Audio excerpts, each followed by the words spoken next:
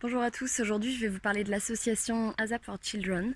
C'est une association qui lutte contre deux maladies orphelines neurodégénératives, donc deux maladies mortelles. La première c'est Farber qui recense 300-400 cas d'enfants touchés dans le monde. Et la seconde, c'est la CMA-PME qui, elle, compte aujourd'hui 50 enfants touchés.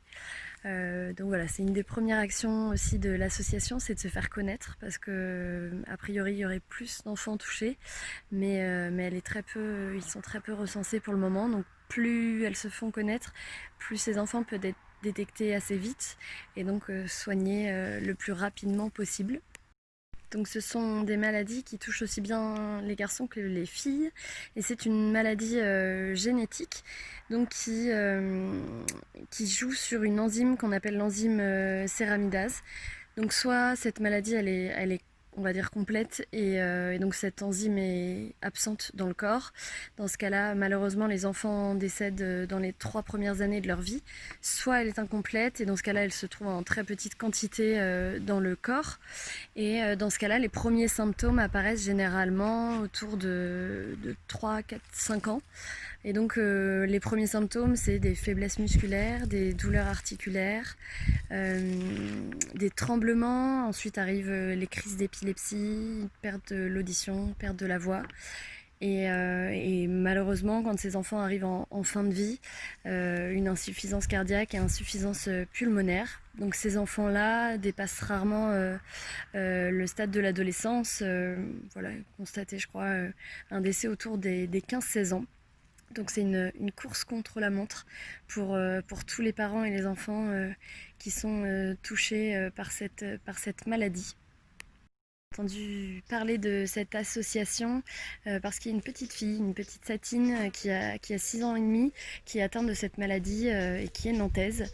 Donc voilà, ses parents se mobilisent et on rejoint l'association pour se battre et pour permettre de faire avancer la recherche. Donc le but de cette association, dans un premier temps, je vous le disais tout à l'heure, c'est de faire connaître ces maladies-là pour qu'elles soient détectées le plus rapidement possible. Et ensuite, donc c'est de récolter des fonds, car ils ont vraiment de très très bons espoirs, puisque ils sont quasiment sûrs d'avoir trouvé le traitement et la recherche est financée par le Généton, donc c'est le Téléthon mais plus axé génétique. Et donc les fonds serviront donc à soutenir cette recherche-là, mais aussi après à commercialiser ce traitement-là pour que chacun des enfants qui soient touchés dans le monde puisse avoir recours à ce traitement. Donc c'est une course contre la montre puisque les enfants sont détectés autour de 6 ans et qu'après ils ont environ une dizaine d'années à vivre, en tout cas aujourd'hui.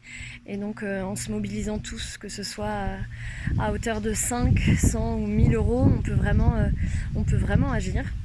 Donc ce que je vous propose pour ceux qui sont en Eure-et-Loir, à Margon, si vous voulez tester quelques cours le 1er et 2 septembre, voilà, c'est des cours qui sont gratuits, mais je vais ouvrir une cagnotte pour ceux qui souhaitent aider cette association et donc tous ces parents et ces enfants.